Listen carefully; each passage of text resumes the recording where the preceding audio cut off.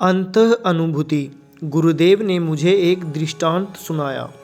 गुरु बहन मेघा। कई नकारात्मक विचार मुझे परेशान कर रहे थे।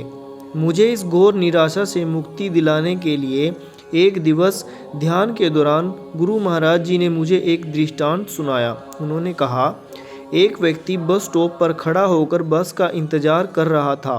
तभी सामने से एक बस आ गई।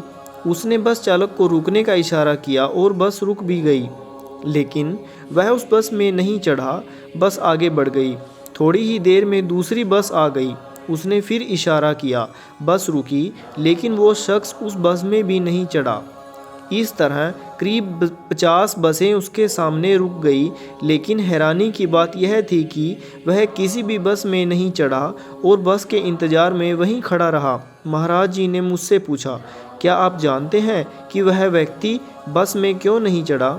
मैं, महाराज जी नहीं, महाराज जी, क्योंकि उसके पैर में बहुत दर्द हो रहा था। वह चाहकर भी किसी बस में नहीं चढ़ सका, इसलिए वह बस के इंतज़ार में वहीं खड़ा रहा। मैं, महाराज जी, उसके पैर में दर्द क्यों हो रहा था? महाराज जी, उसकी मूर्खता के कारण ही उसे यह कष्ट सहना पड़ा।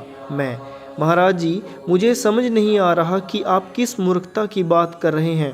गुरु महाराज जी, यात्री को बस में यात्रा करते समय कोई असुविधा ना हो, इसके लिए बस में सीटें बनाई जाती हैं ताकि वे आराम से बैठ सकें और अपनी यात्रा पूरी कर सकें।